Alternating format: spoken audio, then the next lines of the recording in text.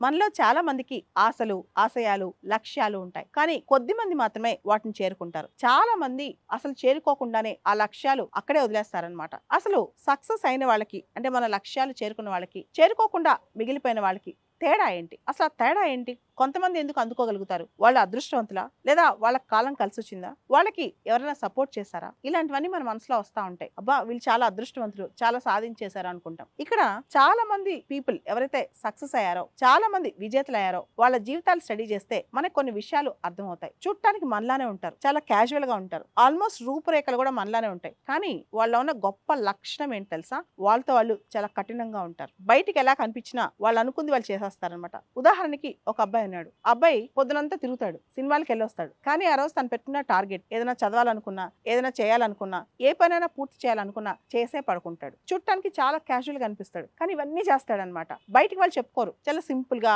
చాలా నార్మల్ గా, చాలా రెగ్యులర్ గా ఉంటారు. కానీ చేయాల్సిన దానిలో వాళ్ళతో వాళ్ళు చాలా కఠినంగా ఉంటారు. చేయాల్సిన పని ఖచ్చితంగా పోస్ట్ పోన్ చేయరు. మనం ఎప్పుడైతే పోస్ట్ పోన్ చేసామో అక్కడే, ఎప్పుడైతే నిర్లక్ష్యం చేసామో, ఎప్పుడైతే బద్ధకం చూపించుకున్నామో అక్కడే అన్ని నష్టపోతాం అనమాట. ఇది ప్రధానమైన అంశం. సో మనతో మనం కఠినంగా ఉండాలి. ఏది పోస్ట్ పోన్ చేయకూడదు. ఇవన్నీ చేస్తే మనం ఏదనుకుంటే అది సాధిస్తాం.